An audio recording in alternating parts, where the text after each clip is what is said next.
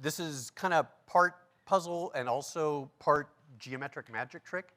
And I have to admit, I had originally planned to share this at the 2020 gathering. Unfortunately, which one did not occur, but for the purposes of this talk, welcome to G4G15. So imagine it's 4 years ago, if you will. We have a box. It's filled with some puzzle pieces, and they're displayed on this nice little jack-shaped stand.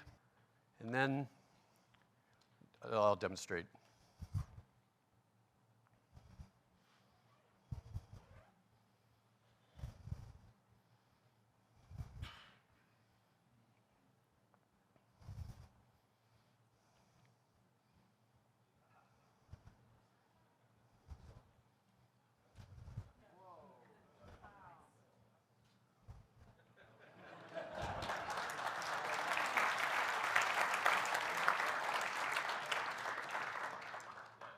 Typical response is, wait, what?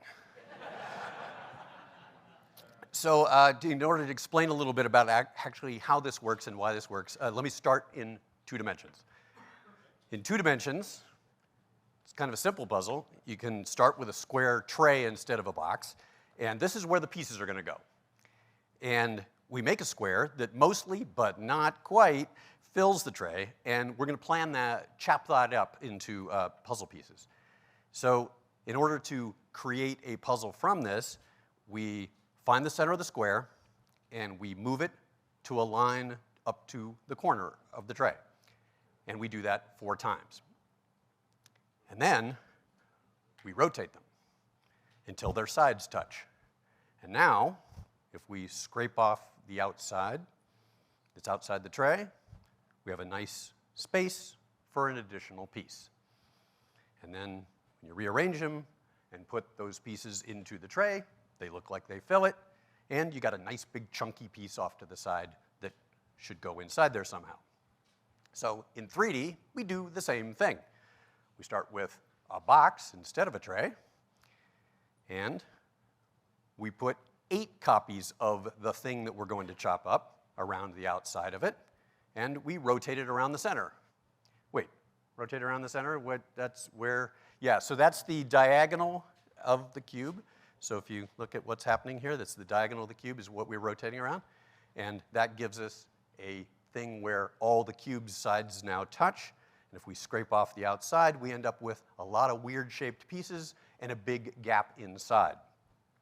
The transformation that gap goes through is it started as this shape when the cubes were there, and then it became this shape. And we call this the jack because it has this property that you can use it as a stand. And so here are the pieces that you can see. There's 8 pieces, and as it turns out, they're not all different, the outer pieces. They fall into 4 types. There are 2 opposite corners, and then because of rotational symmetry, there are 2 sets of 3 each that have opposite handedness, and that looks like this. So these are, the ones in the back are the opposite corners, and you can see how they are mirrors of each other, and then the 2 groups of 3 that are also mirrors of each other. Now, recall, this is 4 years ago that we're talking, and so things have changed since then. Some time has passed, and this puzzle has now been produced in a premium version, which I'm very pleased. And so I'm going to finish with a little circa 2020 meme.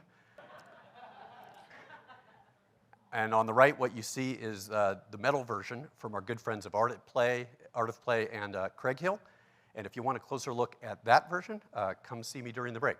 Thanks.